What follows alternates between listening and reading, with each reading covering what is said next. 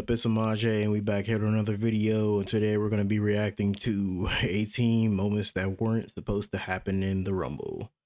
That Rumble was surprising.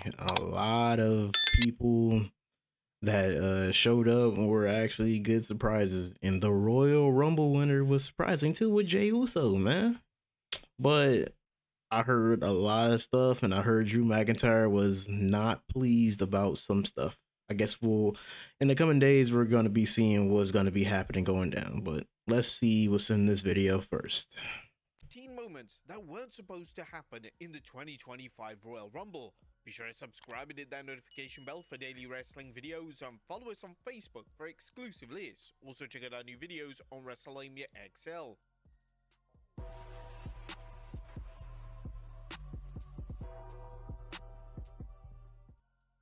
Number 1. Gunther in the Rumble. And before the 2025 Royal Rumble even went on the air, a social media post left fans very confused and bewildered. WWE would post a video of Gunther arriving at the arena, and the caption would claim that Gunther was in the Rumble matchup. Whilst the reigning world champion has entered the Rumble match before, take for instance Brock Lesnar in 2020, it's usually marketed way in advance. WWE randomly adding Gunther into the matchup with 3 hours notice would have been an extremely odd move. After the post received significant attention on social media, WWE would amend the post and remove any mention of the world champion entering the matchup. This was evidently a What the botch from the fuck? social media team, and they were likely reprimanded for the slip-up. Number 2. Pat McAfee shot as PG. Now, although WWE have been pushing the boundaries of PG over the past 12 months, the company is still firmly cemented as a PG product. But with that being said, during the pre-show for the 2025 Rumble, Pat McAfee made a comment that was clearly unscripted and may lead to key sponsors sending in a few complaints. Michael Cole would mention McAfee lasting 38 seconds in his prior Rumble appearance, and McAfee hilariously responded by saying, "My wife would be pumped." Cole bursted out laughing, and the comedic timing was on point from McAfee.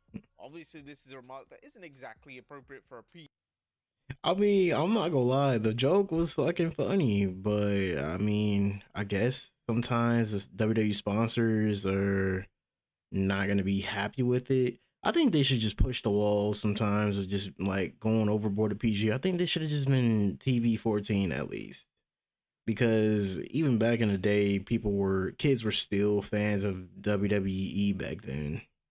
I feel like they should go to TV 14. Because like it feels like it is right now with all these women wrestlers turning their tights, and especially all that ass on the NXT. Oh my god. PG presentation. Hopefully McAfee avoids any backlash from WWE management, as it is just a minor joke after all. Number 3. Carmelo Hayes is livid. And during the Royal Rumble pre-show, SmackDown star Carmelo Hayes would be interviewed by Peter Rosenberg, and during the interview, Hayes had to stop what he was doing and call Rosenberg out for holding the microphone too close to his mouth. Hayes looked legitimately seething, and in an awkward moment, Rosenberg actually ended the interview early and apologized to the former NXT champion. And this made for an uncomfortable watch, as seeing Hayes' facial expressions change was unsettling to say the very least. It was likely that Rosenberg was informed to move on and abandon the interview when it became obvious that he really wasn't impressed with Rosenberg's interview skills. Number 4. Awkward. The AEW World title. Now, hilariously, during the pre-show, a fan in the crowd kept holding up a replica of the AEW World title. The fan knew exactly where the camera was, and the AEW World title managed to appear in the shot numerous times throughout the broadcast. The WWE eventually caught on to the fact that they were showing the rival promotion's world title, and would then change camera angles. This is the type of thing that would have made Vince McMahon furious in the old era of WWE, and if this was the old era of WWE, then the title wouldn't have been allowed into the stadium itself, as who wants to show their own competition's world title? Number 5. Lack of a countdown. One of the main elements of the Royal Rumble match is the fan interaction elements. Unfortunately, during the first few minutes of the Women's Rumble match, WWE failed to place the countdown on the screen for the fans, and this naturally led to a ton of boos. I'm not gonna lie, I just did not like the whole new layout of like what this Royal Rumble was. Like, the whole graphics and stuff. I just didn't fuck with it. I didn't fuck with it because like it just didn't feel authentic enough. Like he said, you didn't even hear like the people just like saying 5, 4, 3. They just didn't even plaster it everywhere. It felt like it wasn't in there. And at the bottom, I like some of the information, but it just didn't feel like WWE. I know they were trying to be innovating and new with their little stuff that they having, but I feel like it's just nothing. WWE often makes this mistake during Rumble matches, and it's alarming that this is a botch that occurs virtually every year. You would have thought they got their shit together by now. Number 6. Screen graphics blunders. A WWE would debut new screen graphics during the Women's Royal Rumble match. They were located at the bottom of the screen Nah, and did provide viewers with stats and respective countdowns. Fan reception to the graphics has been mixed, with a lot of fans believing them to be insanely distracting, and some fans have even labeled them as ugly. WWE would even make some typos on the graphics with notable misspellings, including an incorrect spelling of Tiffany Stratton. Now, it's appreciated that WWE did try something new and unique, but it didn't seem to work. It would be a smart move for the concept to be scrapped for next year's event, or at thank least you. make it less If so, distracting. Number 7. Lyra's attire malfunction. As Women's Intercontinental ooh, Champion Lyra Valkyria started a Rumble quest, she delivered a picture-perfect fisherman suplex. However, the talented star unfortunately suffered an attire malfunction. Thankfully, thanks to Liv Morgan, who managed to shove her onto the other side of the ring, Valkyria was able to recover quickly and was able to continue the match as planned. Just shows what a pro Liv is in the ring. Number that's 8. good, Zoe man. Stark slips. Zoe Stark loves a springboard move, and when she went for a springboard move in the Women's Rumble, she awkwardly slipped. Luckily, she recovered, but she did have a weird landing. Stark managed to turn the move into a clothesline, but it was unclear what the move Stark had initially planned to deliver. Number 9. Messy ending. One of the final key spots of the Women's Royal Rumble saw Nia Jax eliminate a range of women, including Io Sky and Bianca Belair. The issue was that this spot was poorly executed, and it wasn't exactly clear if this was a planned spot or it was a completely botched one. Most of the names that were eliminated weren't even mentioned, and it looked like some of the names, particularly Belair, slipped up on the apron.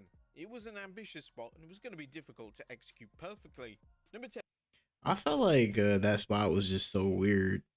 I felt like they should have just at least tried to like keep everybody on the apron and then like give Nia Jax like a big run and go so she could push everybody off. But like I felt like it wasn't effective enough. Like well, I mean stuff happens during matches, but you just can't get it right nowadays. Then, Nikki Bella's return. A WWE would show fans in the VIP section reacting to Nikki Bella's return, and in an awkward moment, nobody really reacted, and the fans looked completely bored out of their mind.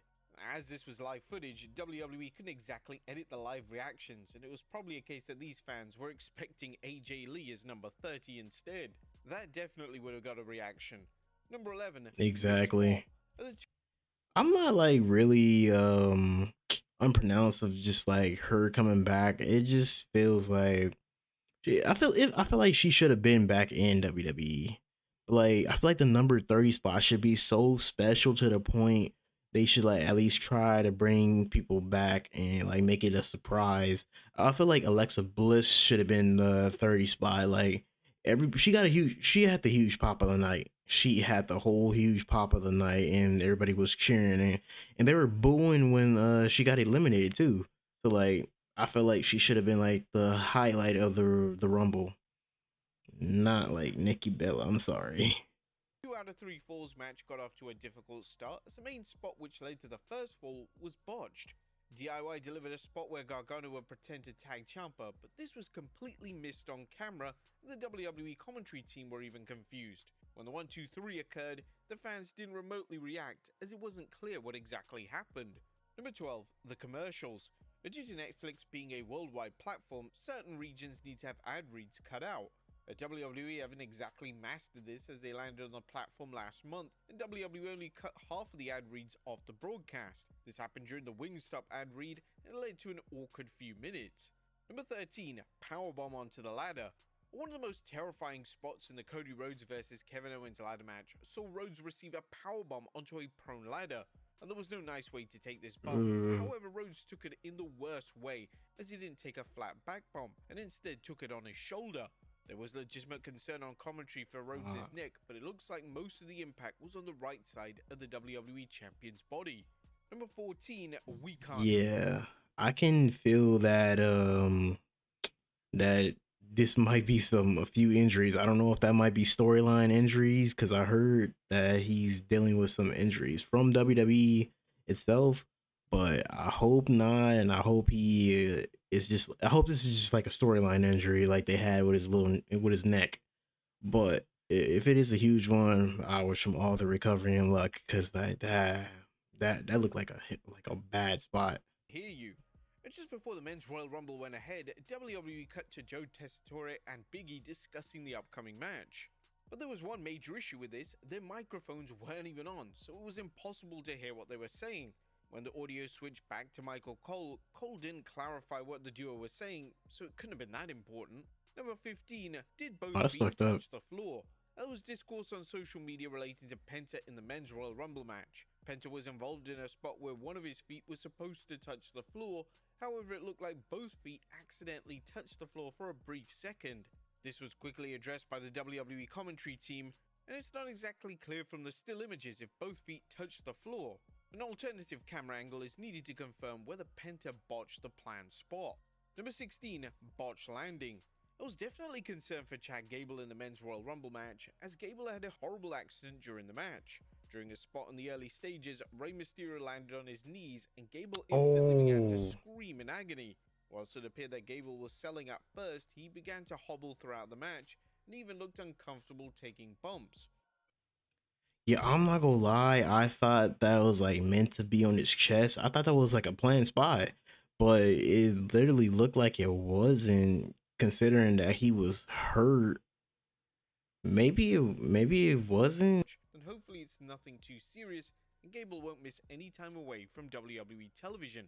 Number 17, Michael Cole's voice. Michael Cole was literally on life support by the end of the Royal Rumble, as it was clear he was losing his voice completely. Cole sounded Oh like yeah, I he had can about tell. 10 words left before his voice completely gave out. It was a miracle that he was able to call the closing moments of the show. Now, Cole losing his voice on a major PLE isn't anything new, as who could forget WrestleMania 35 when Cole could barely talk by the end of it, and he sounded like a completely different human being as his voice was just that damaged. And Braun You know what, man? I'm glad to see that, even because like it proves that Michael Cole is having like a good time. It proves that he's just having like the best time of his life since Vince McMahon's gone, bro. Because like you ever seen that infamous clip of Vince McMahon yapping in this nigga's ear? Oh my god, bro. He just felt like he was so miserable. Like I'm glad he's having a good time because like he showed passion like this, but he never really showed that much passion until like these few years. So good man, good looks on Michael Cole. fails to catch Finn Balor. Braun Strowman was seen throwing a tantrum at ringside Oh after he missed his scripted spot. Strowman was supposed to catch Finn Balor following Balor being AA'd by John Cena, but Strowman was way too late for the spot and he failed to safely catch him. This was a rare outburst from Strowman and he should have known better, but mistakes always happen. But there you have it, folks. 18 moments. that I thought, yeah, that bump looked kind of nasty from Finn. I hope he good. Hey, if you guys want to see more of this, more wrestling videos, and well, just like and subscribe and comment below, and I'm gonna be on it. But we on the road to 100 subs. Don't forget to sub up, and I'm gonna be out.